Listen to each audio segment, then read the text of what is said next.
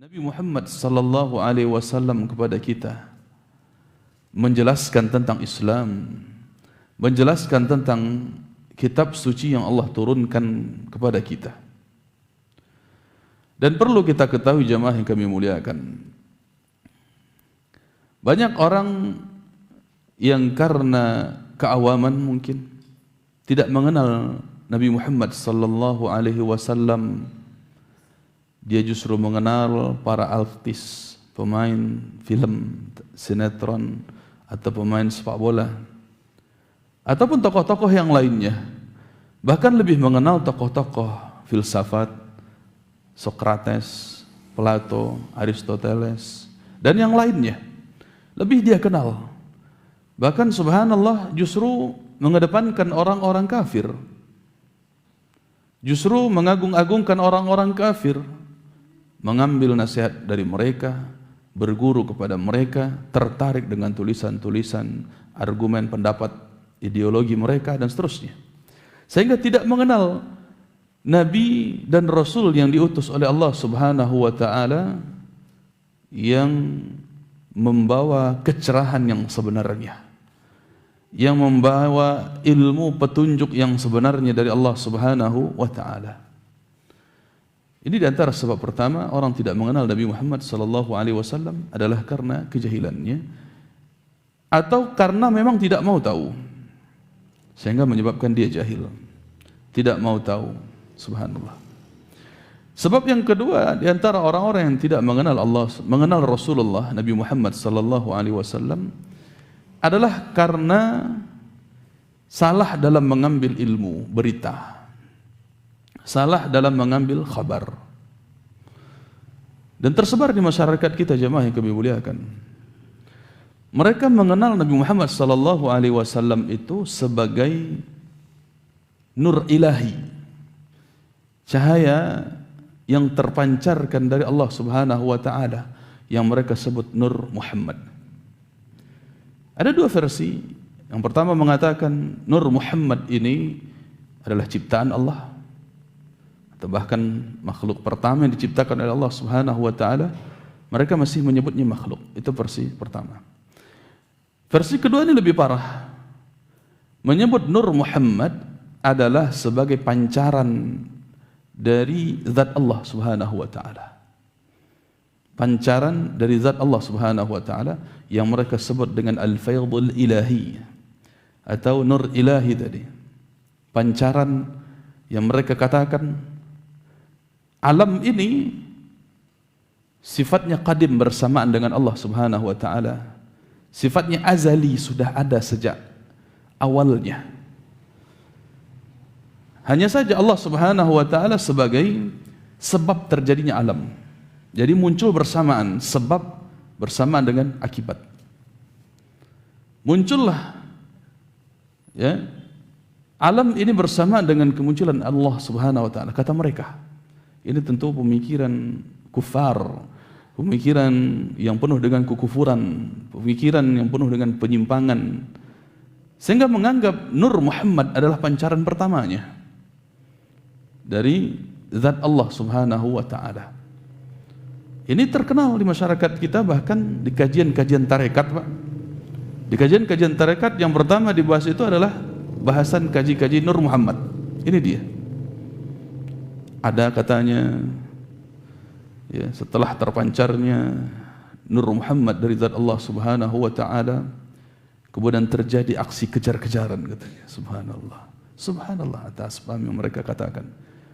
Terjadi saling tanding antara zat Allah dengan Nur Muhammad. Tanding kesaktian, kehebatan. Ketika zat Allah bisa terbang, maka Nur Muhammad pun bisa terbang. Ketika zat Allah ya, tidak mempan diapa-apakan, maka Nur Muhammad pun tidak mempan dipukul, dibacok, dan seterusnya. Nah, ini awal-awal diantara orang-orang mencari kesaktian, Pak. Mencari kesaktian dengan keyakinan-keyakinan Nur Muhammad ini, sehingga mereka mengenal istilah ilmu tuo, ilmu mudo. Mengenal istilah ilmu kesaktian, mencari kekebalan, dan seterusnya. Ada yang mengambil dari ya, uraian ini. Padahal ini ya, Al-Faidul Ilahi itu bukanlah muncul dari Islam, tetapi dari filsafat Yunani. Dari filsafat Yunani, ya, yang mereka kenal bahwa Allah Subhanahu wa taala itu sebagai causa prima, atau yang menjadi penyebab pertama munculnya makhluk. Jadi bukan menciptakan makhluk, tetapi penyebab munculnya makhluk. Ini dari kaidah filsafat Yunani, ya, yang juga dipopulerkan masuk ke dalam filsafat yang dianut oleh kaum muslimin ketika itu, di antara tokohnya Al-Farabi, Ibnu Sina dan seterusnya. Ya. Ini tidak dari dalil, tidak dari dalil Al-Quran dan hadis Nabi SAW, melainkan hanya sebatas hasil pemikiran belaka, hasil kecil orang awak manuang-manuang, Pak.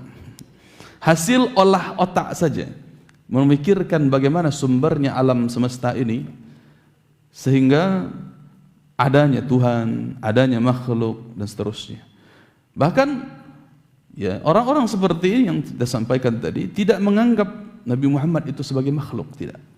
Justru menganggapnya sebagai pancaran nur ilahi. Subhanallah. Sehingga dianggap Nabi Muhammad itu sejajar, setara dengan Allah Subhanahu wa taala di dalam kesaktian. Hanya satu kesaktian yang tidak dimiliki oleh Nabi Muhammad katanya, yaitu ketika zat Allah menghilang, maka nur Muhammad tidak bisa menghilang. Maka tetaplah sampai sekarang katanya, ya, tetaplah Allah sebagai zat yang bisa menghilang, maka nur Muhammad sebagai zat yang selalu tampak katanya. Subhanallah. Ini hasil dongeng belaka, Pak. Banyak orang-orang kampung-kampung, ya, kaji-kaji tarekat itu yang mengenal Nabi Muhammad itu dengan cara itu. Subhanallah, kasihan kita. Ya. Tidak mengenal bahkan hadis-hadis Nabi SAW, tidak mengenal apa itu hadis, tidak tahu. Yang penting bagaimana katanya kita mengaji tarekat ini bisa mencapai bagian dari nur ilahi setelah nur Muhammad. Nah, gitu. Bagaimana bisa menjadi bagian dari nur ilahi, pancaran cahaya, pancaran dari zat Allah Subhanahu wa taala selain nur Muhammad, setelah nur Muhammad. Ya, inilah asas mereka, ya, berakidah, berkeyakinan tentang adanya wahdatul wujud, wahdatul wujud. Ya, wujud mereka itu sama dengan wujud Allah katanya. Atau wujud Allah itu bersamaan masuk ke dalam wujud makhluk. Subhanallah. Ini yang justru dikenalkan kepada masyarakat kita, ya, dengan kajian-kajian tasawuf, tarekat dan seterusnya, Pak. Sehingga di sini pentingnya bagi kita jemaah yang kami muliakan untuk mengenal Nabi kita Nabi Muhammad sallallahu alaihi wasallam. Jemaah yang kami cintai, di dalam pembahasan ini merupakan pembahasan yang terakhir, ya, di dalam kaidah atau di dalam akidah usul as-salasah ini, landasan yang ketiga mengenal Nabi sallallahu alaihi wasallam. Insyaallah akan ada beberapa sesi, minimal 2 atau 3 sesi insyaallah. Ada 4 poin sebagai batasan minimal seseorang mengenal Nabi Muhammad sallallahu alaihi wasallam. Ini bisa disimpulkan dari apa yang akan kita baca di sini. Ada 4 batasan minimal orang mengenal Nabi Muhammad sallallahu alaihi wasallam. Pertama adalah mengenal nama Nabi Muhammad sallallahu alaihi wasallam. yakni mengenal nama beliau, ya, ini secara dasar. Jadi kalau ada orang dia muslim tapi ditanya siapa nabinya, tidak tahu, ini gawat bah. Ya, dia tidak tahu siapa, tidak kenal siapa nama nabinya, tidak kenal dia. Minimal nama saja Muhammad. Ya, adapun kelanjutannya Muhammad bin Abdullah bin Abdul Muttalib, ya, bin Hashim dan seterusnya, ya, ini tambahan. Ya, tidak ada masalah. Ya, tentunya lebih baik, lebih afdal dia mempelajari ini sebagai sirah, sebagai, ya, perjalanan hidup Nabi sallallahu alaihi wasallam, dipelajari sirah bagaimana perjalanan Nabi semenjak lahir sampai beliau wafat. dan mengambil pelajaran-pelajaran yang banyak tentang itu. Nah, tetapi standar minimal pertama adalah dia mengenal nama Nabi Muhammad sallallahu alaihi wasallam. Standar kedua, dia seorang muslim harus mengenal bahwa Nabi Muhammad adalah nabi dan rasul Allah. Nabi dan Rasulullah. Ya, nabi dan Rasul Allah. Nah, ketika seorang mengenal bahwa beliau sebagai nabi, maka dia akan mengakui bahwa beliau itu makhluk, diciptakan oleh Allah Subhanahu wa taala. Ya, nabi yaitu sebagai Abdullah, abduhu wa rasuluh, sebagai hamba dan utusan Allah. Nah, maka nabi itu adalah hamba. Dan hamba adalah ciptaan dari Allah Subhanahu wa taala. Bukan pancaran dari nur ilahi, bukan. Tetapi beliau makhluk, diciptakan oleh Allah Subhanahu wa taala. Buktinya beliau dilahirkan. Ada ayah beliau, ada ibu beliau, dilahirkan. Nah, kalaupun tidak dilahirkan, kalaupun saja tidak dilahirkan, Pak, seperti Nabi Adam, itu kan tidak dilahirkan beliau. Tetap saja kita mengimani beliau itu adalah makhluk Allah, diciptakan oleh Allah Subhanahu wa taala. Baik. Maka apalagi Nabi Muhammad sallallahu alaihi wasallam yang memiliki ayah dan ibu. Nabi Adam saya tidak memiliki ayah dan ibu, tetap kita imani beliau sebagai hamba Allah, sebagai ciptaan Allah. Apalagi Nabi Muhammad sallallahu alaihi wasallam, maka beliau bukanlah ya pancaran dari nur ilahi. Apalagi beliau bukanlah seorang Tuhan, subhanallah. Nah, ini batasannya. Dan mengimani beliau, mempelajari, mengetahui dan mengenal beliau sebagai Rasulullah, sebagai utusan Allah, ya, berarti beliau wajib ditaati. Wajib ditaati. Nah, ini batasan minimal yang kedua, yaitu mengenal Nabi Muhammad sebagai ya, nabi, yaitu hamba dan utusan Allah. Itu sebagai nabi berupa hamba dan utusan Allah. Yang ketiga adalah mengenal apa yang dibawa oleh Nabi Muhammad sallallahu alaihi wasallam. Mengenal apa yang dibawa oleh Nabi Muhammad sallallahu alaihi wasallam, yaitu berupa kebenaran Islam. Mengenal kebenaran Islam. Adapun yang keempat adalah mengenal hal-hal yang membenarkan kenabian dan kerasulan Muhammad sallallahu alaihi wasallam. Mengenal hal-hal yang membenarkan kenabian dan kerasulan Muhammad sallallahu alaihi wasallam. Yaitu diantaranya mukjizat beliau, dan mukjizat terbesar adalah Al-Quranul Karim yang Allah turunkan. Mengenal hal-hal yang membenarkan kenabian dan kerasulan Muhammad sallallahu alaihi wasallam, yaitu berupa diantaranya mukjizat beliau, mukjizat beliau, dan yang paling besar mukjizat beliau adalah Al-Quranul Karim. Jamaah yang kami cintai dan kami muliakan karena Allah Subhanahu wa taala. Sekarang kita lihat di sini, kita baca ya penjelasan dan tulisan dari Syekh Muhammad bin Abdul Wahhab rahimahullahu taala. Al-aslu tsalits, pokok yang ketiga adalah ma'rifatu nabiyyikum Muhammadin sallallahu alaihi wasallam, yaitu mengenal nabi kalian Muhammad sallallahu alaihi wasallam, wa huwa Muhammad bin Abdullah bin Abdul Muttalib bin Hashim. Beliau adalah Muhammad bin Abdullah. Ayah beliau Abdullah. Kakek beliau Abdul Muttalib. Nah, tentu Abdul Muttalib ini bukan nama asli kakek beliau. Ya. Nama asli Abdul Muttalib adalah Syaibah. Atau ada yang menyebutnya Syaibatul Hamd. Syaibah al-Hamd. Kenapa disebut Abdul Muttalib? Ada kisahnya juga, Pak. Muttalib ini adalah paman dari Syaibah. Muttalibnya ya, paman dari Syaibah ini. Nah, ketika keduanya berjalan, ya,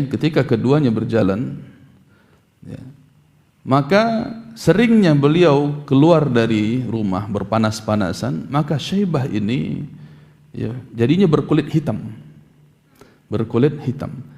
Maka orang melihat Syaibah ini ketika itu anak kecil dibawa oleh pamannya. Pamannya putih, kok anak kecil ini hitam. Maka orang mengira ini adalah budaknya, budak dari Muttalib. Ya, karena biasa budak-budak itu berkulit hitam, Pak. Nah, maka dijulukilah Abdul Muttalib, budak dari pamannya.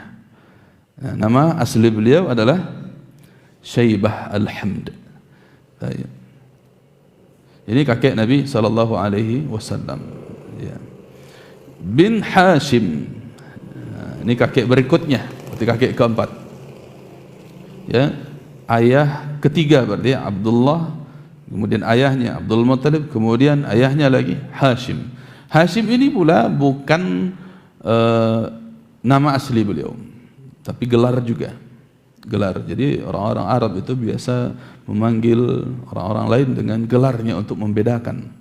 Karena nama-nama mereka itu sering mirip, Pak. Sering mirip. Maka dibedakan dengan gelar, apa yang mudah diingat oleh orang-orang. Ini Syaibah yang mana? Oh, Syaibah yang itu Abdul Muttalib misalnya. Ini Hashim. Ini siapa aslinya? Maka nama aslinya Hashim ini adalah Amr.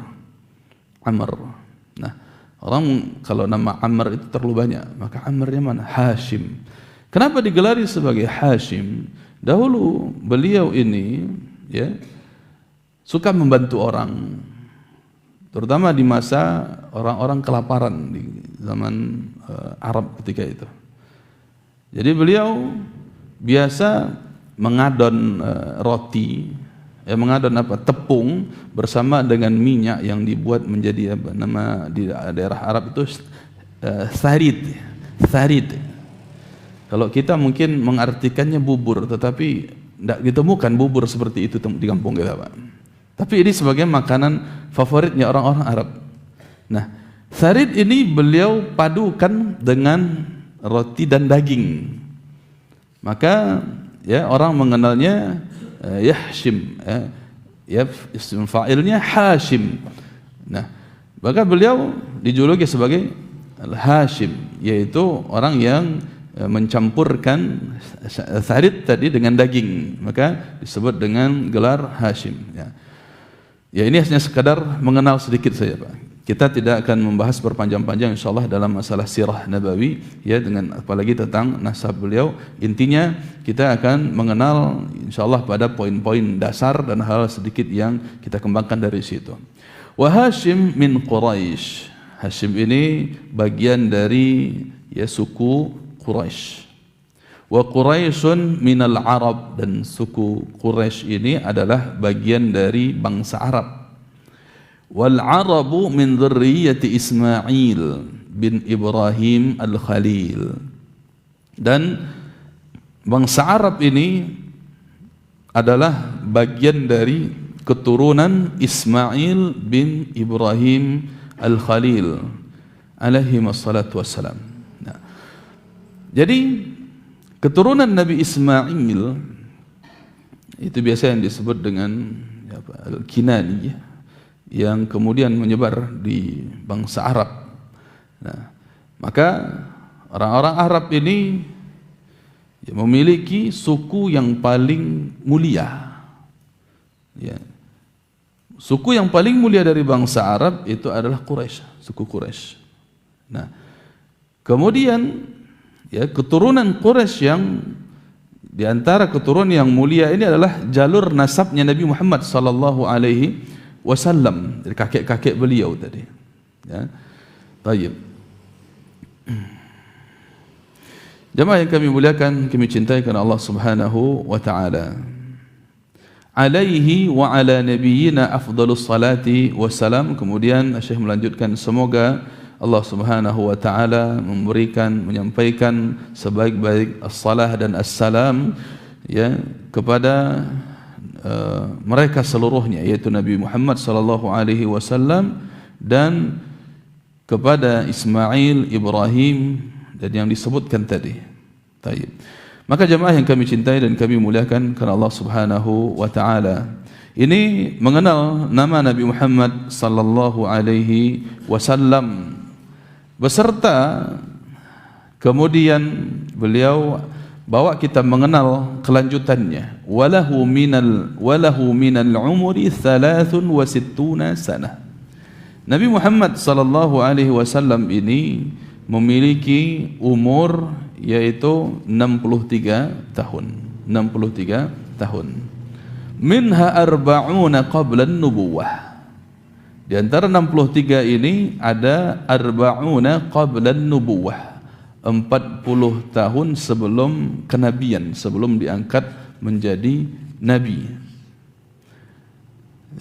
Wa 23 nabiyan wa rasulah. Dan dari 63 tahun tadi ada 23 tahunnya adalah menjadi nabi dan rasul.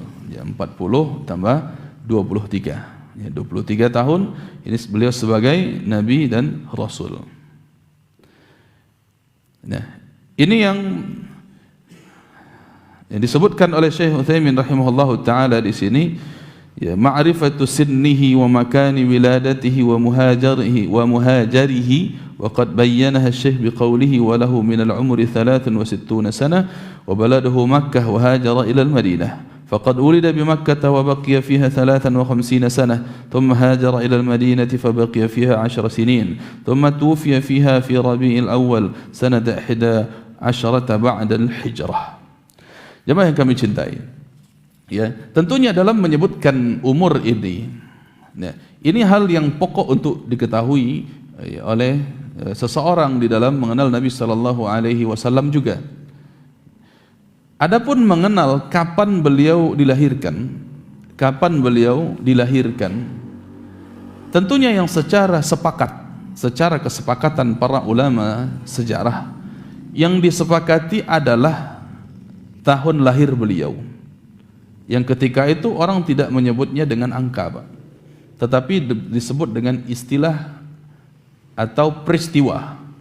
Nah, maka disebut dengan istilah amul fil, ya, tahun gajah, karena ketika itu terjadinya peristiwa pasukan bergajah yang ingin menghancurkan Ka'bah.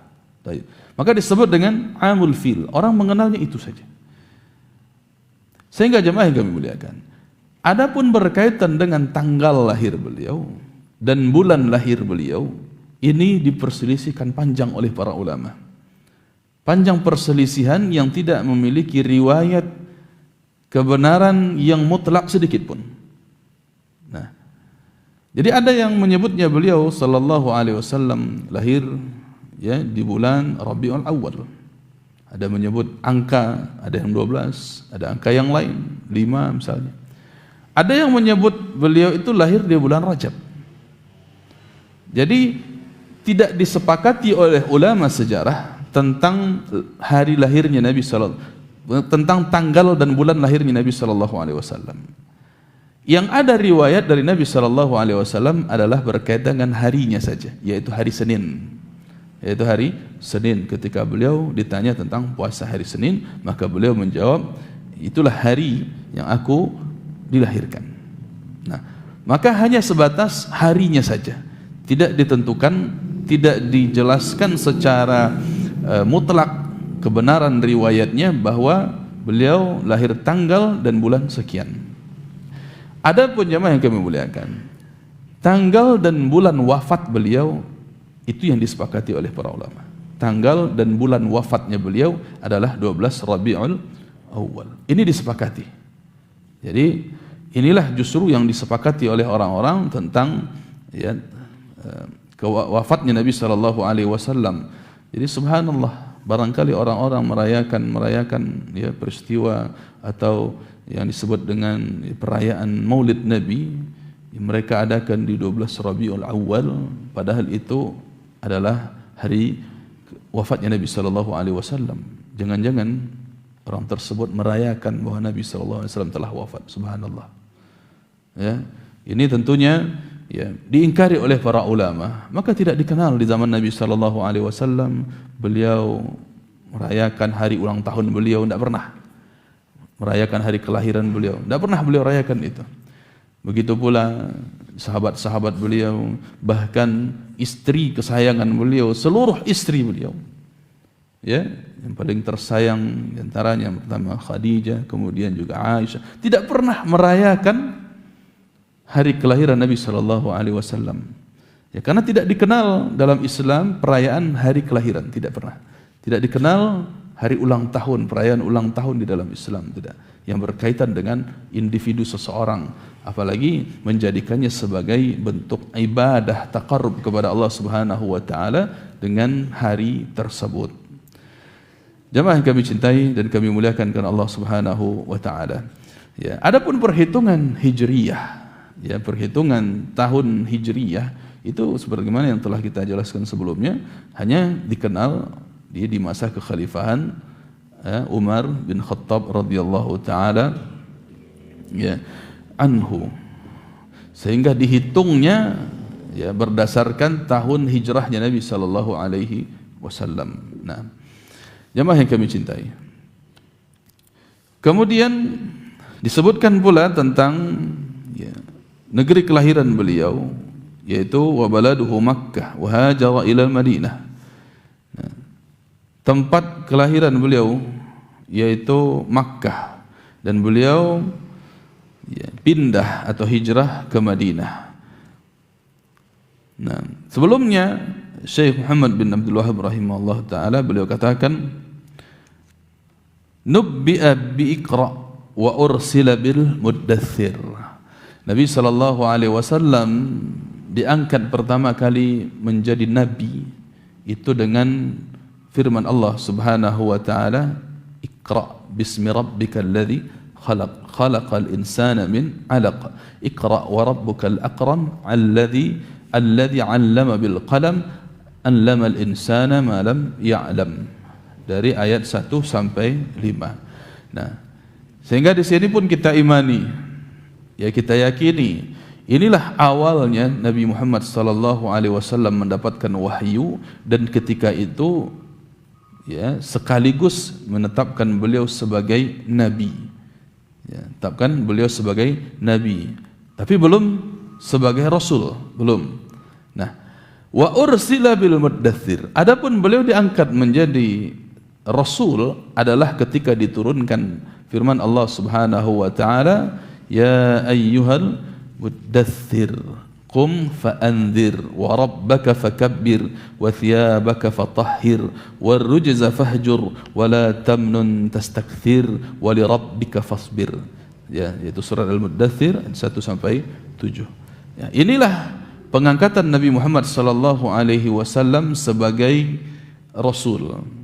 Yaitu setelah beberapa, tidak lama ya, berselang antara ayat ya, turunnya surat Al-Alaq tadi 1 sampai 5 dengan turunnya surat Al-Muddaththir 1 sampai 7, itu tidak lama berselangnya, Pak.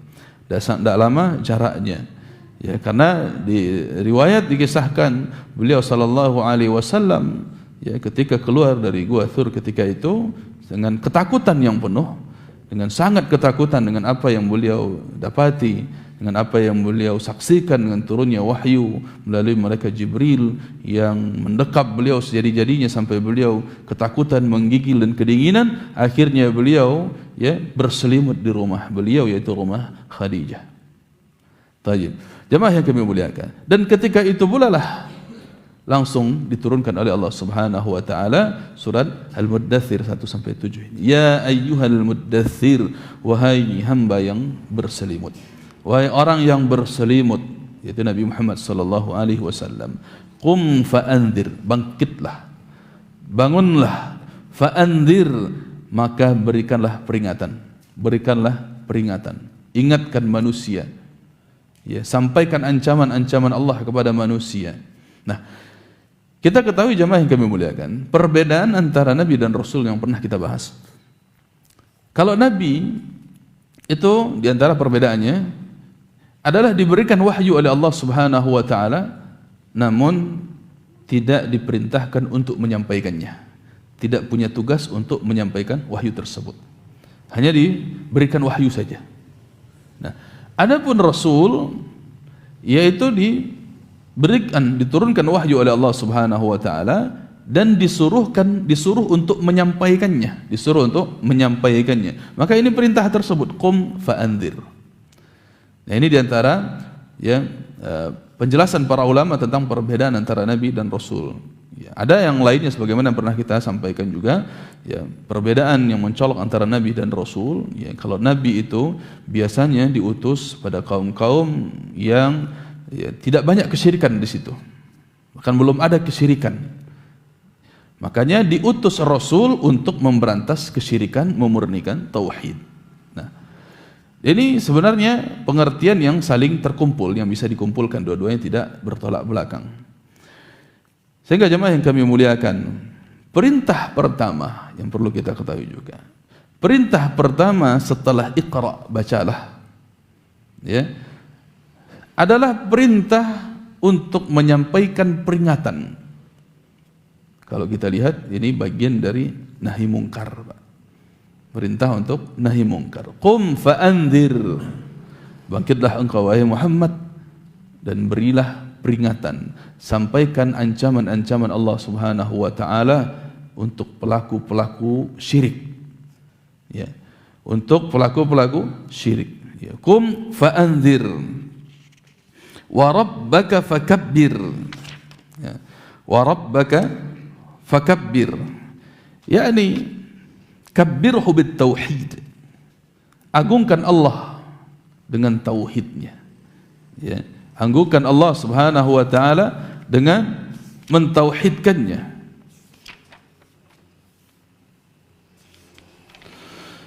Sehingga jemaah yang kami muliakan, ini perintah juga, ya, memerintahkan umat, ya, disuruh oleh Allah Subhanahu wa taala Nabi sallallahu alaihi wasallam untuk mengagungkannya dengan tauhid, dan wa thiyabaka fatahhir, sekaligus bersihkanlah kesyirikan, bersihkanlah pakaianmu dari kesyirikan. Baik. Warrujza fahjur, kemudian tinggalkanlah ar-rujz, yaitu kemungkaran, dan kemungkaran terbesar adalah syirik. Tinggalkanlah kemungkaran, perbuatan yang keji, ya, yaitu yang terutama berupa kesyirikan.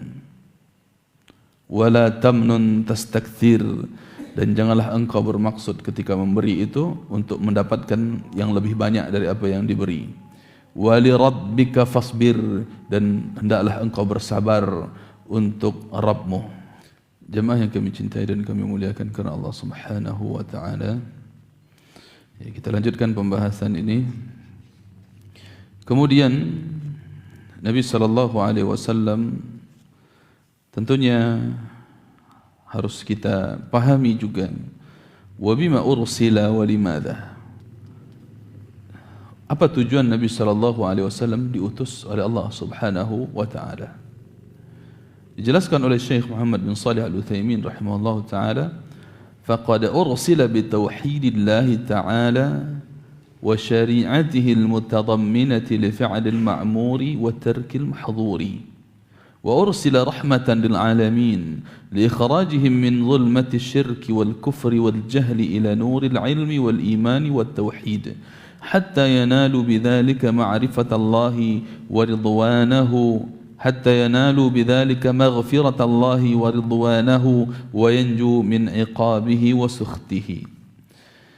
Maka Allah Subhanahu wa taala telah mengutus Rasulnya Muhammad sallallahu alaihi wasallam dengan tujuan bitauhidillah taala, yaitu mengesahkan Allah taala, mendakwahkan tauhid, mengajak manusia mengesahkan Allah Subhanahu wa taala, baik dari sisi rububiyahnya, mengakui bahwa Allah lah satu-satunya menciptakan, Allah lah satu-satunya yang memberikan rezeki, yang mengatur alam semesta, Allah lah satu-satunya yang menyembuhkan, Allah satu-satunya yang memudahkan urusan dan seterusnya. Ini mengimani rububiyah Allah Subhanahu wa taala dengan tauhid. Yang kedua adalah mengimani bahwa Allah lah satu-satunya yang berhak diibadahi, yakni tauhid uluhiyah. Allah lah satu-satunya yang berhak diibadahi. Yang ketiga, mentauhidkan Allah Subhanahu wa taala dengan nama-nama dan sifat-sifat yang sempurna yang tidak dimiliki oleh selain Allah. Hanya Allah lah satu-satunya memiliki nama-nama dan sifat-sifat tersebut. Wa syari'atihil mutadamminah, begitu pula ya, samping mengenal tujuan beliau untuk menyampaikan dakwah tauhid, beliau pun ya, diutus oleh Allah Subhanahu wa taala untuk menyampaikan syariat yang terkandung ya, syariat yang terdapat di dalam tauhid itu sendiri sebagai pembuktian tauhid. Setelah seseorang bertauhid kepada Allah Subhanahu wa taala, maka li fi'lil ma'muri wa tarkil mahdhur, beliau pun mengarahkan manusia untuk mengerjakan perintah-perintah Allah Subhanahu wa taala dan meninggalkan hal-hal yang diharamkan atau dilarang oleh Allah Subhanahu wa taala. Nah, beliau pun juga wa ursila rahmatan lil alamin, diutus oleh Allah Subhanahu wa taala sebagai rahmat bagi seluruh alam. Maksudnya rahmatan lil alamin ini yakni dengan risalah yang beliau bawa. Apabila orang mengerjakan, mengikuti apa yang dibawa oleh Nabi Muhammad sallallahu alaihi wasallam, dia akan dapat rahmat dari Allah. Siapapun dia akan merasakan rahmat dari Allah Subhanahu wa taala ketika mengamalkan Islam. Dia mendapatkan rahmat kasih sayang dari Allah Subhanahu wa taala. Bahkan lil alamin, untuk sekalian makhluk, untuk sekalian alam. Ketika adanya Islam yang dibawa oleh Nabi sallallahu alaihi wasallam, alam ini jadi tentram, Pak. Orang tidak menyiksa hewan, mengadu hewan, ya. Jadi Islam membawa kasih sayang. Jadi kalau syariat Islam ini diamalkan, apa yang dibawa oleh Nabi Muhammad sallallahu alaihi wasallam ini diamalkan, maka alam merasakan rahmat Allah seluruhnya. Ya. Tidak ada ya binatang-binatang yang disiksa, dibiarkan begitu saja, tanaman-tanaman yang dihancurkan begitu saja, tidak. Tapi semua diberikan hak. Semuanya ada hak. Ada binatang yang memang Allah ciptakan untuk disembelih, untuk dimakan, untuk dijadikan tunggangan, untuk perhiasan dan seterusnya. Ada binatang yang juga yang dilarang oleh Allah untuk membunuhnya. Tentu ini dengan hikmah dari Allah Subhanahu wa taala. Di antara hikmah disebutkan para ulama sebagai menjaga kestabilan alam seterusnya. Ya, sengaja diciptakan oleh Allah Subhanahu wa taala tidak untuk dibunuh. Maka Islam mengatur ini semuanya. Ada hak-hak binatang. Islam mengatur bagaimana ya, dilarang buang air di tempat bersarangnya binatang misalnya. Ini diatur dalam Islam. Maka di binatang yang berada dalam sarang tersebut, dia akan mendapatkan rahmat Allah Subhanahu wa taala terasa bagi mereka ketika Islam itu diamalkan. Maka alam ini akan stabil, akan tenang ketika syariat yang dibawa oleh Nabi Muhammad sallallahu alaihi wasallam ini diamalkan oleh siapapun.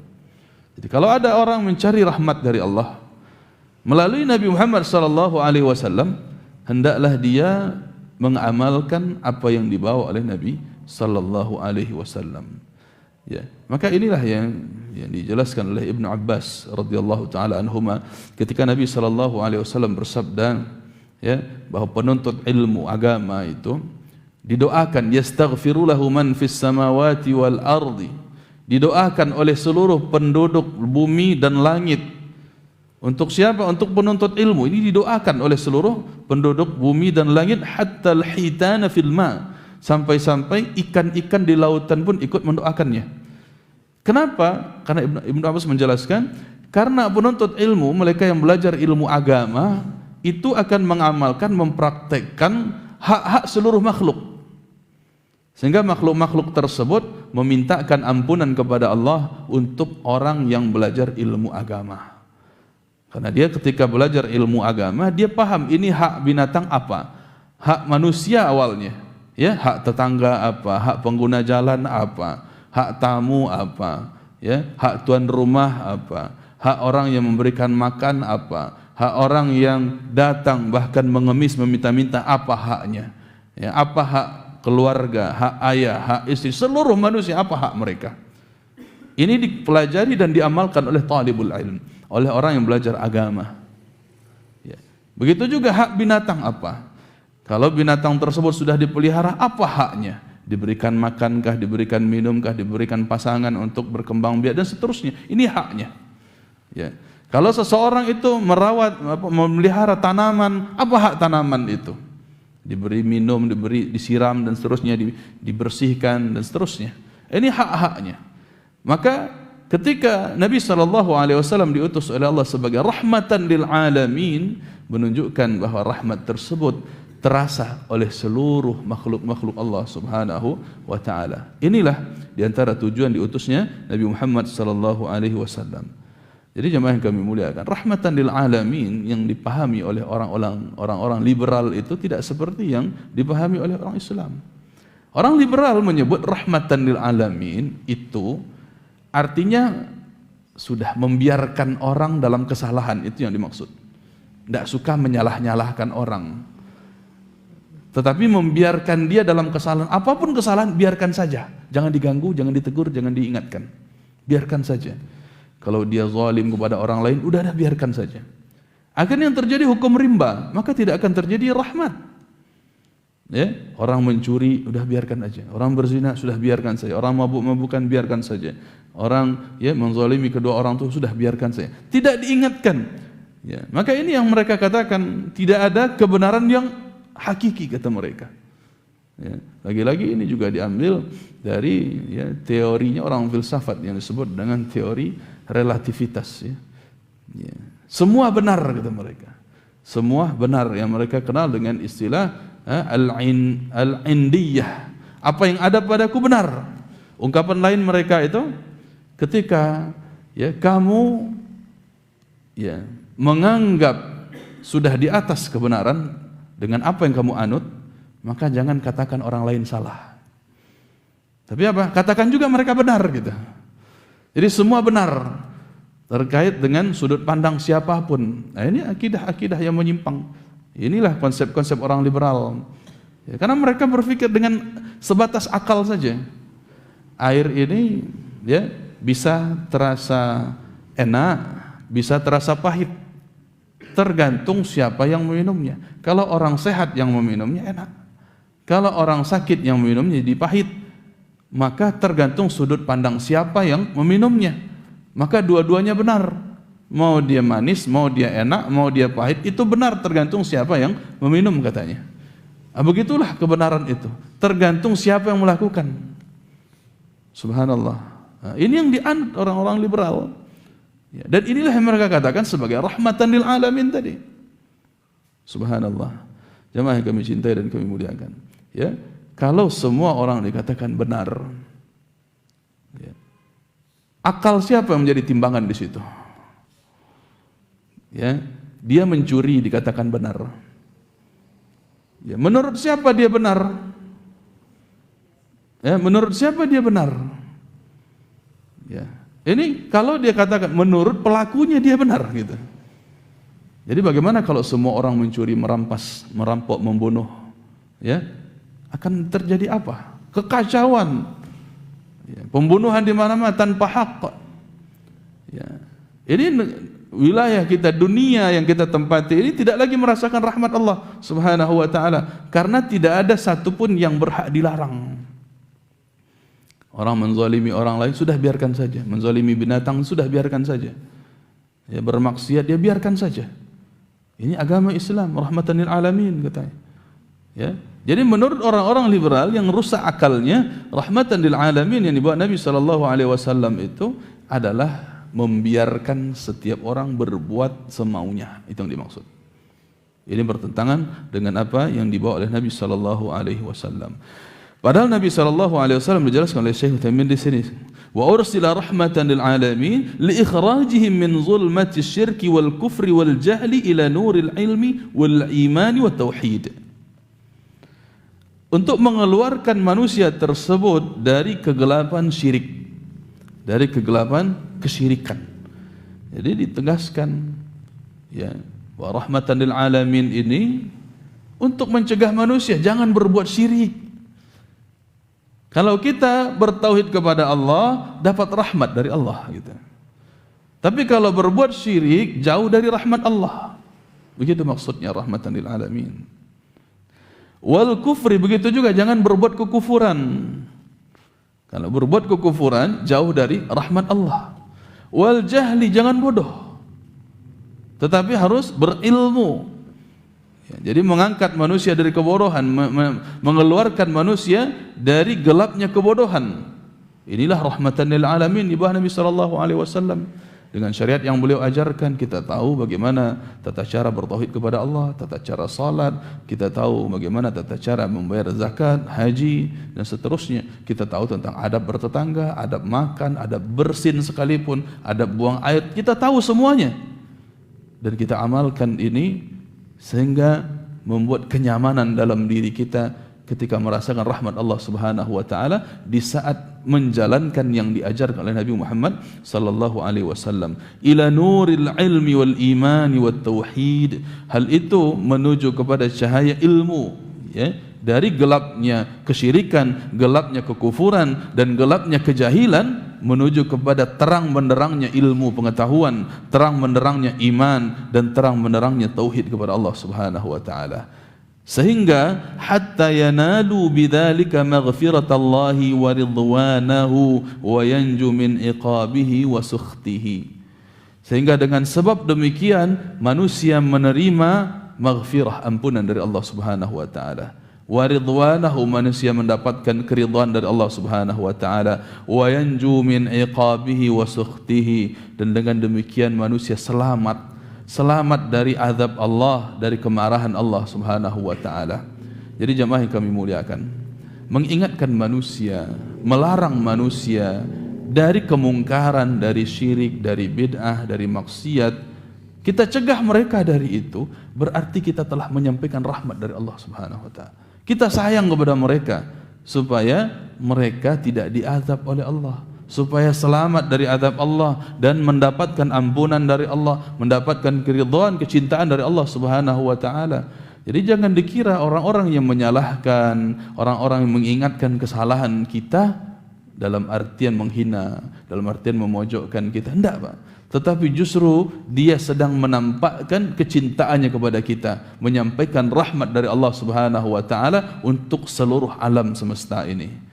Sehingga jemaah yang kami muliakan, itulah intinya yang dibawa oleh Nabi Muhammad sallallahu alaihi wasallam sebagai bentuk kasih sayang beliau, ya, sebagai bentuk rahmat dari Allah Subhanahu wa taala, dan beliau tampakkan dengan amar ma'ruf nahi mungkar tersebut.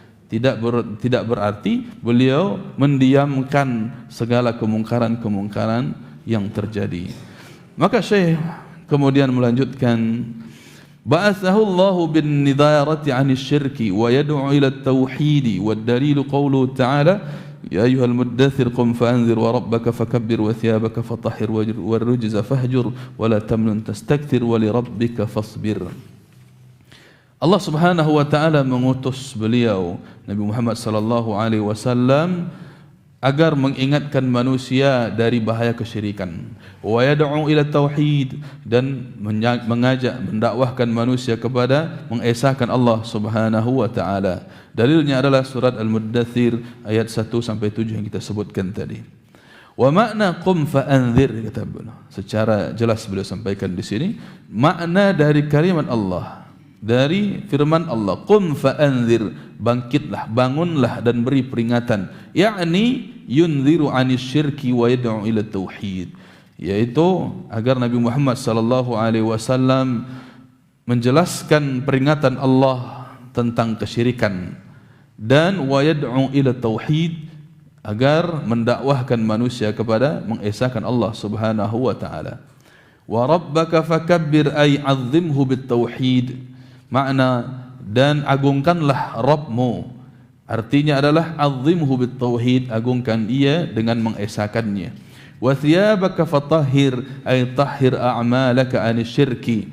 Makna dari wa thiyabaka fatahhir, dan pakaianmu maka sucikanlah. Ya, pakaian di sini disebutkan para ulama memang ada dua tafsir yang tidak bertentangan.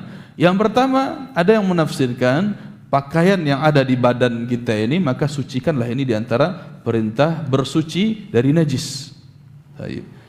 Adapun yang kedua yaitu tahhir a'malaka anisyirki, bersihkan amalan-amalanmu dari kesyirikan. Jadi pakaian ini yang dimaksud adalah amalan-amalan, ya, bersihkan dia dari kesyirikan.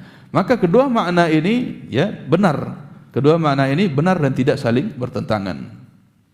Maka yang dipakai oleh Syekh Muhammad bin Abdul Wahhab rahimahullah ta'ala adalah tafsir yang kedua, yaitu tahhir a'malaka anisyirki, dan bersihkanlah amalan-amalan perbuatanmu dari kesyirikan. Warrujza fahjur, arrujzu al-asnam, dan tinggalkanlah yang tadi kita sampaikan adalah kesyirikan. Maka beliau sebutkan di sini yang dimaksud ar-rujzu ini adalah berhala-berhala yang disembah orang-orang dalam menyekutukan Allah Subhanahu wa taala. Wa hajruha tarkuha wal bara'atu minha wa ahliha. Berlepas diri dari berhala, meninggalkan berhala artinya berlepas diri dari berhala tersebut dan dari penyembahnya.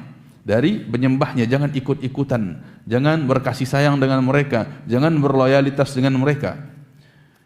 Akhadha ala hadha 10 sinina yad'u ila tauhid. Nabi Muhammad sallallahu alaihi wasallam mengambil peranan dalam hal ini.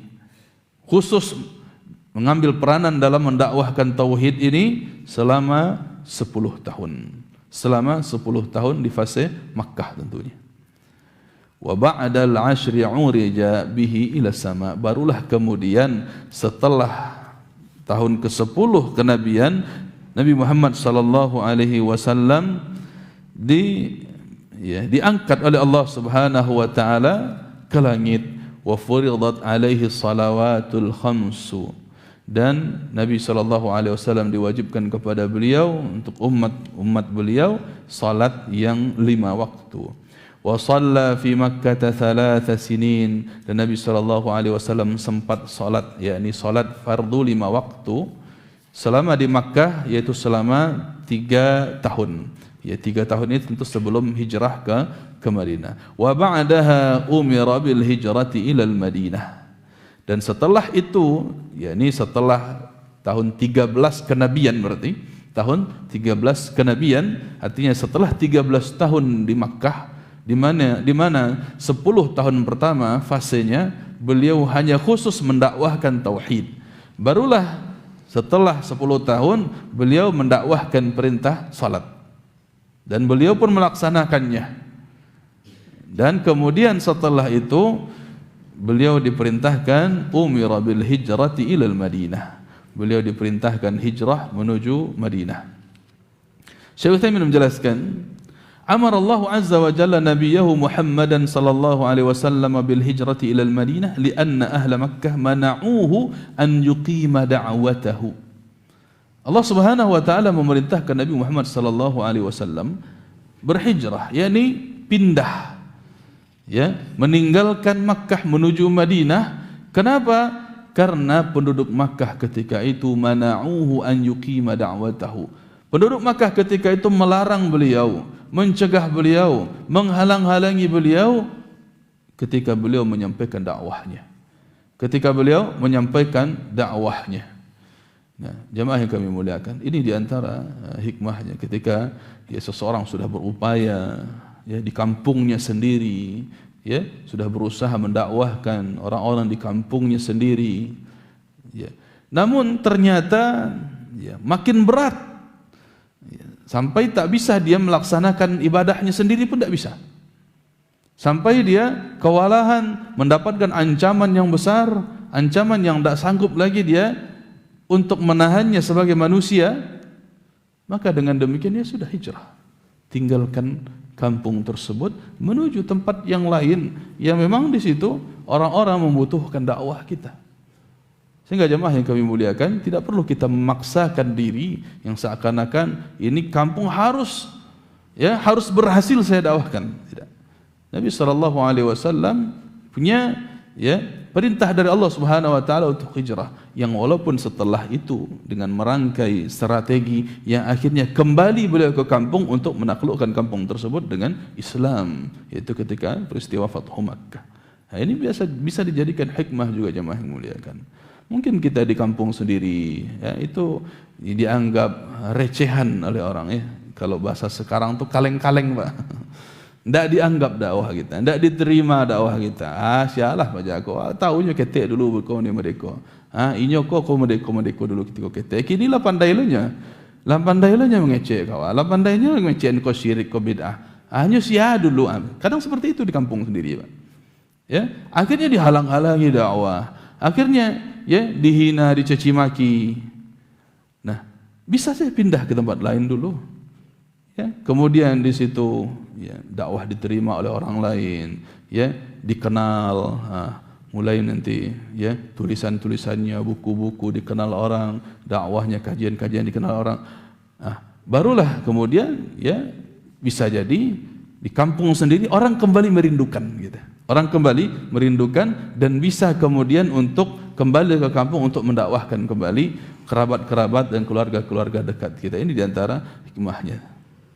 Lianna ahla Makkah mana'uhu an yuqima da'watahu, karena penduduk Makkah ketika itu melarang atau mencegah Nabi sallallahu alaihi wasallam untuk menegakkan dakwahnya. Wa fi syahri Rabi'ul Awwal min al-'am ats-tsalits 'ashara min al-ba'tsah atau min al-bi'tsah, wasala Nabi sallallahu alaihi wasallam ila al-Madinah muhajiran min Makkah al-balad al-awwal lil-wahyi. Dan ketika bulan Rabiul Awal pada tahun ketiga kenabian Nabi sallallahu alaihi wasallam menuju Madinah dalam hijrah dari Makkah, yang merupakan Makkah tersebut adalah tempat pertamanya Nabi sallallahu alaihi wasallam menerima wahyu dari Allah. Wa ahabbil biladi ila Allah wa rasulih, bahkan Makkah itu di antara tempat yang paling dicintai oleh Allah Subhanahu wa taala dan dicintai oleh beliau Nabi sallallahu alaihi wasallam sendiri. Beliau mencintai tempat beliau sendiri dilahirkan, tempat beliau mendapatkan wahyu, kampung halaman sendiri. Jadi secara tabiat juga jemaah yang kami muliakan, orang-orang mencintai kampung halaman itu sebatas secara tabiat. Secara tabiatnya dia mencintai kampungnya. Jadi sangat ingin dia untuk mendakwahkan orang-orang kampung. Ini sebuah hal yang biasa, hal yang lumrah dan fitrah. Namun tidak untuk memaksakan diri, memaksakan kehendak, harus memberikan hidayah kepada orang tersebut. Karena tugas kita jemaah yang kami muliakan bukan untuk memberikan hidayah kepada manusia, tetapi sebatas untuk menyampaikannya. Hidayah itu milik Allah Subhanahu wa taala. خرج من مكة مهاجرا بإذن ربه بعد أن قام بمكة 13 سنة يبلغ رسالة ربه ويدعو إليه على بصيرة فلم يجد من أكثر قريش وأكابرهم سوى الرفض لدعوته والإعراض عنها والإيذاء الشديد للرسول صلى الله عليه وسلم ومن آمن به. Maka Nabi sallallahu alaihi wasallam keluar dari Makkah berhijrah dengan izin Allah Subhanahu wa taala. Tentunya tidak inisiatif beliau sendiri, tapi tentu beliau terima perintah dari Allah dan izin dari Allah Subhanahu wa taala. Ba'da an qama bi Makkah 13 sana, setelah beliau menempati Makkah selama 13 tahun, yuballighu risalata rabbih, ketika itu beliau sudah menyampaikan risalah dari Rabbnya, wa yad'u ilaihi ala basirah, dan Nabi sallallahu alaihi wasallam mengajak manusia kepada Allah di atas ilmu, dengan ilmu yang Allah berikan kepada beliau. Falam yajid min aktsari Quraisy wa akabirhim siwa rafdi li da'watih, maka Nabi sallallahu alaihi wasallam tidak menemukan dari pembesar-pembesar orang Quraisy, dari kebanyakan mereka, melainkan hanyalah penolakan atas dakwah mereka, wal i'radi anha, dan justru mereka berpaling dari dakwah beliau, wal idza'i syadidi lirrasul sallallahu alaihi wasallam, dan beliau dapati adalah penyiksaan, adalah kekejaman yang beliau terima dari orang-orang yang membenci beliau. Begitu pula wa man amana bihi, kekejaman ini pun didapatkan oleh orang-orang yang beriman kepada beliau sallallahu alaihi wasallam. Jemaah yang kami cintai dan kami muliakan karena Allah Subhanahu wa taala, insyaallah berikutnya akan kita bahas nanti adalah tentang hijrah, tentang hijrah itu sendiri, apa yang dimaksud dengan hijrah secara umum, secara khusus, dan bagaimana dalil-dalilnya. Ya, ini insyaallah akan kita lanjutkan di pertemuan berikutnya. Ada pertanyaan? Assalamualaikum warahmatullahi wabarakatuh. Saya membaca sebuah tulisan di internet yang berbunyi, adalah Nabi Muhammad SAW memasak, membersihkan dan menyapu rumah. Sesungguhnya istri-istri kalian bukanlah budak kalian, akan tetapi mereka adalah pendamping kalian. Maka jadilah kalian bagaikan Nabi Muhammad SAW. Apakah ungkapan tersebut sahih? Adakah dalil serta dasarnya dari Al-Quran dan Sunnah? Syukran, jazakallahu khairan wa jazakumullah khairan.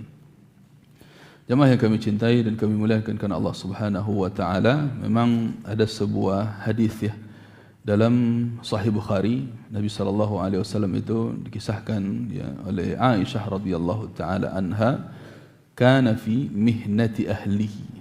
Nabi sallallahu alaihi wasallam itu biasanya mengerjakan pekerjaan rumahnya.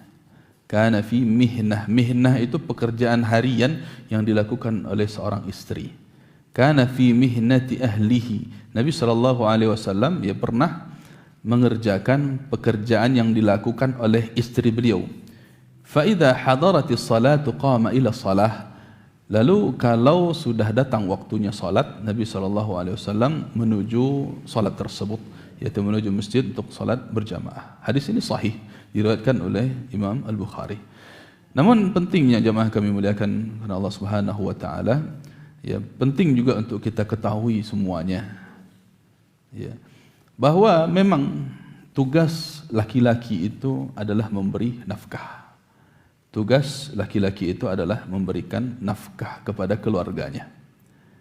Dan tugas wanita adalah taat kepada suaminya.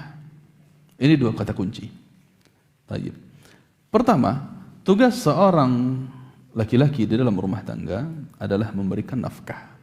Maka nafkah itu yang pokoknya adalah sebagaimana yang dikenal dia di negara kita, ada istilahnya sandang, pangan dan papan.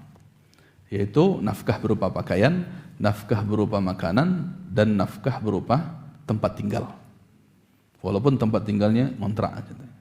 Nah, begitu pula kalau disebutkan pakaian berarti siap untuk dipakai. Ya, bukan kainnya, tapi memang siap untuk dipakai. Begitu juga halnya dengan makanan, siap untuk dimakan. Yang dikatakan makanan itu siap untuk dimakan. Itu nafkah. Bukan bahan makanannya, Pak. Bukan sayur mentah, ikan mentah, minyak goreng, bukan itu. Itu bahan makanan itu. Belum berupa makanan. Nah, ya belum berupa makanan. Oh, jadi bagaimana kalau kita berkewajiban memberikan nafkah makanan kepada istri, berarti sifatnya adalah makanan jadi. Ya, sifatnya adalah makanan yang jadi. Nah, kalau begitu laki-laki dong yang masak. Kalau memilih untuk masak, iya. Kalau untuk memilih untuk beli langsung di luar, makanan siap jadi, oke. Nah, maka kalau kita lihat konsep nyatanya, Pak. Konsep yang seharusnya ya, konsep seharusnya bukan nyata. Yang seharusnya itu memang laki-laki yang menyiapkan makanan untuk keluarganya. Ya, memang laki-laki yang menyiapkan makanan untuk keluarganya. Dia beli bahan makanan sendiri, dia masak, kemudian keluarganya siap memakan. Itu yang dikatakan dengan ta'am, makanan. Nah, bukan bahan makanannya, bukan madah, tapi ta'am itu sendiri. Sehingga jemaah yang memuliakan, namun dalam sisi ini, tentu saja ya, seorang suami pun berhak memberikan perintah kepada istrinya, berhak. Dan seorang istri wajib patuh kepada suami.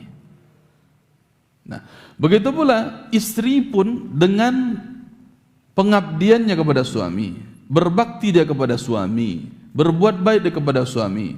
Bang, abang kan capek nih, cari nafkah, ya, mencari menyekolahkan anak, ya, harus cari uang lagi, harus kerja lagi, kan capek, harus masak lagi di rumah nantinya. Harus mencuci lagi pakaian tadi, kan capek. Biarlah saya bantu. biarlah saya berbakti. Ya, walaupun abang tidak memerintahkan, tetapi dalam bentuk kasih sayang dan dalam bentuk pengabdian seorang istri kepada suami, maka itulah dia memasak, istri yang memasak, istri yang mencuci. Gitu. Begitu juga jemaah yang kami muliakan, konsep tentang rumah itu sendiri, papan. Walaupun ngontrak, maka haruslah yang layak huni, itu yang dikatakan nafkah rumah. Yang layak untuk dihuni. Berarti kalau rumah kotor, itu tidak layak untuk dihuni. Maka dengan demikian, kewajiban suamilah yang harus mempersiapkan rumah ini. Bisa juga dia membersihkan sendiri, atau bisa juga dia sewa pembantu, tidak ada masalah. Dia sewa pembantu untuk membersihkan rumah, untuk memasak tadi, untuk mencuci pakaian, bisa. Ini bagian dari nafkah yang diberikan suami kepada istrinya. Jadi jemaah yang memuliakan, ya betul ya. Yang orang ungkapan yang mengatakan istri itu bukan pembantu, betul. Istri memang bukan pembantu. Tapi dia dijadikan istri litaskunu ilaiha. Ya, agar menjadikan engkau sakinah bersamanya. Tenang, nyaman, damai dalam rumah tangga. Nah, sehingga jemaah yang kami muliakan, kalau orang memahami konsep rumah tangga seperti ini, dia tidak akan marah-marah ketika pulang-pulang di rumahnya tidak ada makanan. Pulang-pulang di rumahnya, pulang-pulang ke rumah nampak rumah kotor, dia nggak akan ngomel kepada istrinya. Kenapa? Karena dia tahu, sadar itu sebenarnya tugas dia yang diambil alih oleh istrinya sebagai bentuk baiknya istri kepada dia. Nah, maka Nabi SAW dalam hal ini kana fi mihnati ahlihi. Beliau SAW biasa di dalam mengerjakan pekerjaan rumah tangga beliau. Sehingga jemaah yang kami muliakan, tentu perlu kita jadikan catatan juga. Laki-laki diberikan tugas oleh Allah Subhanahu wa taala untuk amar ma'ruf nahi munkar. Untuk amar ma'ruf nahi munkar. Maka wanita yang salihah akan berupaya membantu, menolong suaminya di dalam tugas amar ma'ruf nahi munkar ini. Sehingga ketika suaminya bekerja, suaminya berdakwah, suaminya belajar, suaminya mengingatkan umat, ya, suaminya menebar kebaikan, maka dibantu, ditolong, dimudahkan oleh istrinya, istri yang salihah. Maka seluruhnya saling menopang, Pak. Saling menopang. Jangan menjadi istri yang egois juga. Mentang-mentang tahu sekarang, wah ini sekarang tugas suami, ya. Kalau gitu ya sudah, goyang-goyang kaki istri di rumah lah ya. Goyang-goyang kaki saya di rumah lain, tidak mau memasak, tidak mau mencuci. Ya, perlu diketahui jemaah yang kami muliakan, perlu diketahui bahwa suami itu sedang menjalankan tugasnya. Tapi kalau tidak manganya dah, tidak kama-kamanya, lahir santai sih di rumah daripada main HP saya bang, aku kain betul itu. Daripada jo HP saya taruh di sudut kamar, aku kain saunggu silakan Pak. Ya. Jadi harus tahu bagaimana porsi masing-masing. Kalau tahu keadaan suami begitu repot, sibuk ngurus ini dan itu, maka jangan desak dia untuk mencuci juga, jangan desak dia untuk memasak juga. Ya, kadang balina makanan di luar tidak cocok rasa di dalam mereka. Kau banyak banalah micin-micinnya kan, dan dawa tidak ketujuh itu. Maka masalah sendiri di rumah. Maka harus saling pengertian intinya, Pak. Saling pengertian. Ya, maka tahu bagaimana hak-hak dan kewajiban masing-masing. Allahu a'lam. Apakah tolak ukur sesuatu bisa disebut khilafiyah dalam beragama yang bisa dihargai atau dihormati? Karena banyak orang menggunakan istilah khilafiyah untuk membolehkan sesuatu. Jemaah yang kami cintai dan kami muliakan karena Allah Subhanahu wa taala. Kita perlu ketahui agama ini tidak semuanya khilafiyah. Harus tahu bagian yang menjadi kesepakatan adalah masalah-masalah akidah. Masalah-masalah akidah dan masalah yang ijma' walaupun pembahasan fikih. Masalah yang ijma' kesepakatan para ulama walaupun masalah fikih. Tentang wajibnya salat, itu enggak ada khilafiyah di situ. Ijma' para ulama. Salat 5 waktu itu wajib, enggak ada khilafiyah di situ. Maka tidak ada satupun ulama yang berbeda pendapat. Kalau ada yang mengatakan sholat 5 waktu tidak wajib, itu bukan ulama, ya, itu orang liberal biasanya. Ya, kemarin ini ada yang mengatakan ya salat 5 waktu itu tidak wajib. Kenapa? Karena tidak ditemukan dalam Al-Quran, katanya. Subhanallah. Ya, dia dapatkan hasil dari ucapan dia tersebut. Ya. Jemaah yang kami muliakan. Maka perlu kita ketahui tadi, ya, persoalan yang tidak khilafiyah atau persoalan yang disepakati bahkan menjadi prinsip dalam agama seperti akidah dan hal-hal lainnya yang disepakati oleh para ulama, yang menjadi ijma' para ulama.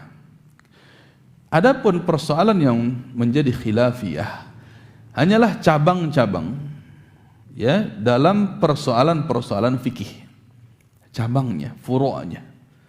Kalau masalah salat contohnya yang dikatakan cabang, apakah imam mengeraskan bacaan bismillahirrahmanirrahimnya atau tidak, itu cabang, itu furu' dan itu khilafiyah memang. Kapan dia dikatakan khilafiyah dalam perkara-perkara cabang tadi? Minimal ada ulama mazhab yang menyatakan itu khilafiyah. Ya, minimal ada pendapat tersebut dalam perkataan ulama-ulama mazhab. Nah, menurut ya seperti tadi, ya, menurut ulama mazhab Syafi'i ya mengeraskan ya imam harus mengeraskan bacaan bismillahirrahmanirrahim. Menurut mazhab Hambali, Maliki tidak demikian, tidak dikeraskan. Nah, ini khilafiyah ada dalam ya kitab-kitab mazhab.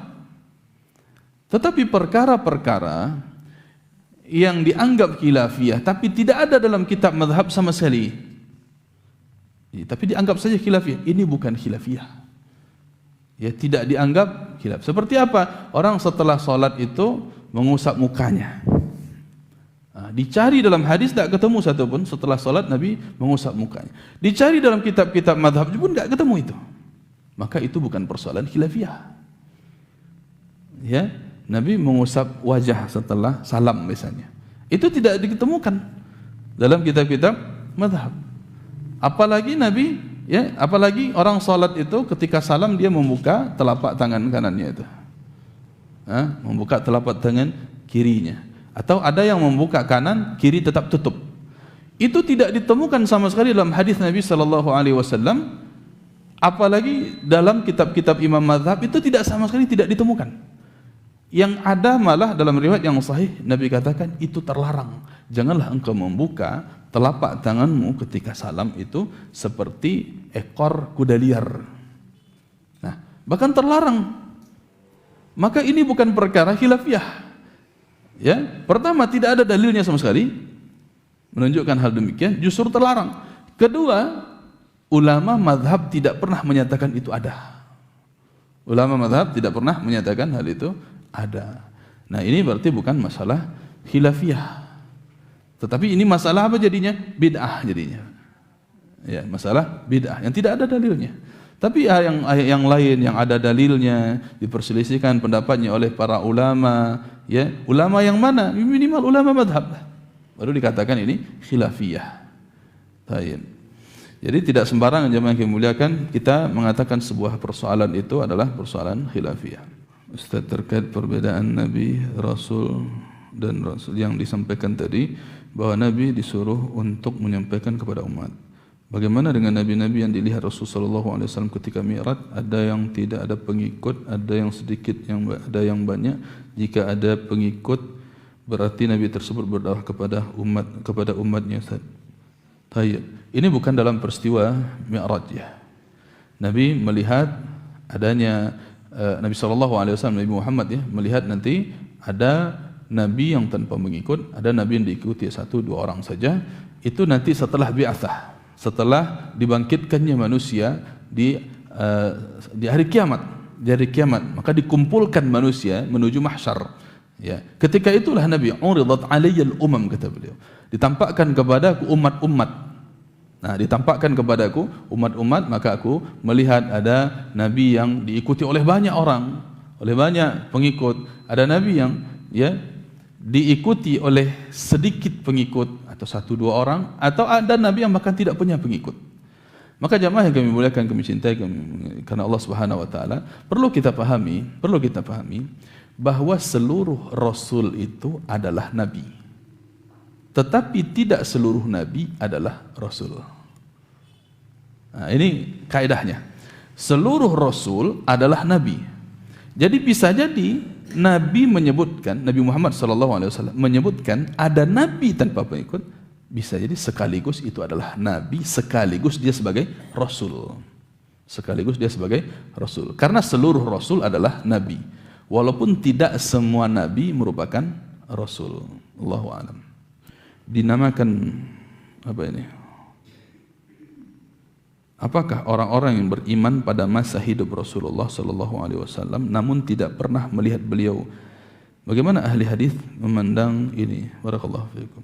Ya, orang-orang yang dikatakan sahabat ya adalah mereka yang bertemu dengan Nabi SAW, hidup di zaman beliau, Islam ketika hidupnya dan wafat ketika meninggalnya. Wafat dalam keadaan Islam maksudnya. Jadi ini dikatakan sahabat. Jadi bertemu dengan Nabi SAW secara langsung, hidup di zaman beliau SAW di atas Islam dan wafat di atas Islam. Ini dikatakan sahabat. Adapun orang yang hidup ya di zaman Nabi tapi tidak pernah melihat, tidak pernah bertemu langsung dengan Nabi SAW, ini tergolong kepada tabi'in. Tergolong kepada tabi'in. Kenapa dikatakan tabi'in? Karena dia mendapatkan agama ini tidak langsung musyafahah, tidak langsung berhadapan dengan Nabi SAW, tetapi ada penghubungnya, yaitu sahabat. Sebagaimana siapa? Uwais al-Qarni rahimahullah ta'ala. Nah, maka beliau walaupun hidup di zaman Nabi Muhammad SAW terhalang untuk bertemu dengan beliau SAW disebabkan karena beliau berbakti kepada orang tuanya. Nah, maka Uwais al-Qarni ini mendapatkan hidayah Islam melalui sahabat, mendapatkan pelajaran tentang Islam melalui sahabat. Ya, jadi ada sahabat yang bolak-balik ke tempat beliau yang mengajarkan ini kata Nabi SAW, diajarkan lagi kepada Uwais al-Qarni. Kemudian sahabat tersebut balik lagi belajar ke Nabi, diajarkan lagi kepada Uwais dan sahabat-sahabat yang lain, sehingga beliau tidak bertemu dengan Nabi Muhammad SAW. Maka ahli hadis memandang beliau ini sebagai ya tabi'in, sehingga doa atau gelaran atau laqab yang diberikan kepada beliau adalah rahimahullah. Adapun sahabat, doa atau laqab yang dikenal adalah radhiyallahu anhu atau radhiyallahu anhum. Artinya kalau dalam rumah tangga itu si istri yang mencari nafkah suami, yang kerjanya main-main terus, apa yang dilakukan si istri, Ustaz? Ini pertanyaan dari jamaah. Barakallahu fiikum. Ini enggak tahu yang online mungkin ya. Nah, jadi ada istri yang justru mencarikan nafkah untuk suami. Subhanallah, istri yang memberikan nafkah untuk suami. Kita ketahui dalam surat An-Nisa, Ar-rijalu qawwamuna 'alan nisa'i bima faddalallahu ba'dahum 'ala ba'dhin wa bima anfaqu min amwalihim. Kaum laki-laki itu dijadikan oleh Allah sebagai pemimpin atas wanita adalah dengan dua sebab. Yang pertama, bima faddalallahu ba'dahum 'ala ba'dhin. Yang pertama adalah karena Allah lebihkan qadratnya, derajatnya laki-laki di atas perempuan. Ini berarti sebab kauni. Sebab kauni yang langsung datang dari Allah Subhanahu wa taala tidak bisa diupayakan. Karena memang kodratnya laki-laki lebih tinggi derajatnya daripada perempuan. Yang kedua, wa bima anfaqu min amwalihim. Karena laki-laki itu memberikan nafkah kepada istrinya dari harta-hartanya. Ya, laki-laki yang memberikan nafkah kepada istrinya dari harta-hartanya. Dengan dua sebab itulah dia menjadi pemimpin dalam rumah tangganya. Berarti kalau salah satu sebab ini hilang, ya, yaitu yang lebih banyak hilangnya yang kedua. Ketika istri yang justru menafkahi suami. Kita ketahui nafkah itu tadi ada ya pakaian, makanan dan tempat tinggal. Termasuk mohon maaf Pak, kalau ada suami yang tinggal di rumah istri. Ya, berarti dia sedang dinafkahi oleh istrinya berupa rumah. Apalagi makanan, apalagi pakaian, istrinya menafkahi semuanya. Maka dengan sebab itulah hilangnya kepemimpinannya. Maka jamaah yang kami cintai, dalam hal ini tentunya tugas suami harus tahu, harus paham dia kapan dia akan menjadi pemimpin dalam rumah tangganya. Ya, karena kalau dia dinafkahi oleh istri, bisa jadi dialah yang diperbudak oleh istri.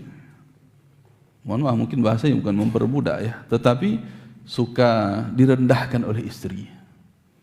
Direndahkan oleh istri. Ini terjadi, Pak.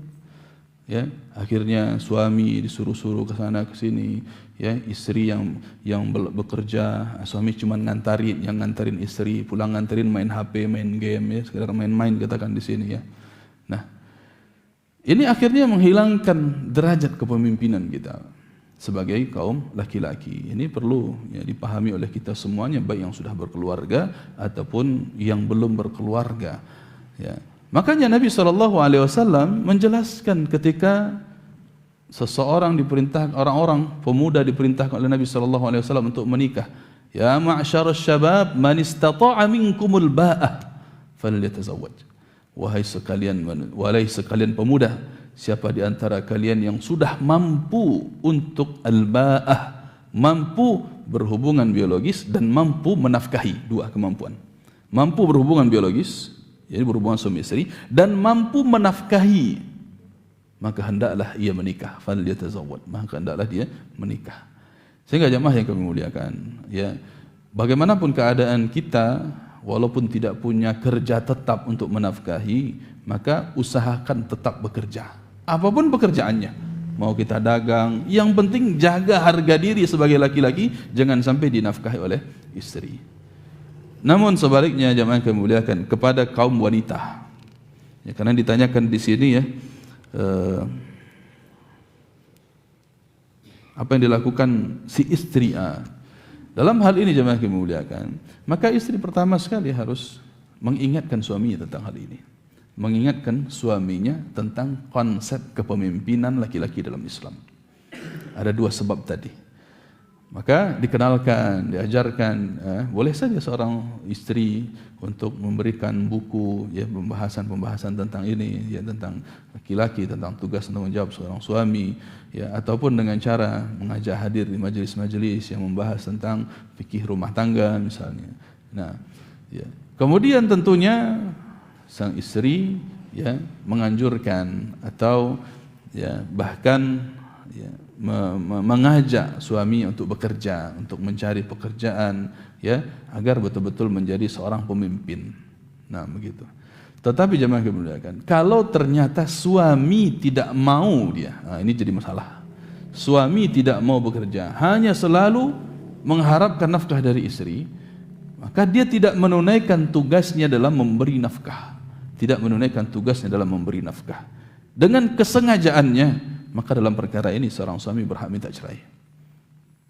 Ya, bukan karena sakit atau cacat, tapi karena kesengajaan tidak mau bekerja sama sekali. Maunya main-main saja. Lah dapat bini kayo lah tuh, itu saja. Subhanallah. Ini ya seorang istri kalau demikian, ya, melihat perilaku suami demikian, berhak dia minta cerai. Wallahu a'lam. Baik.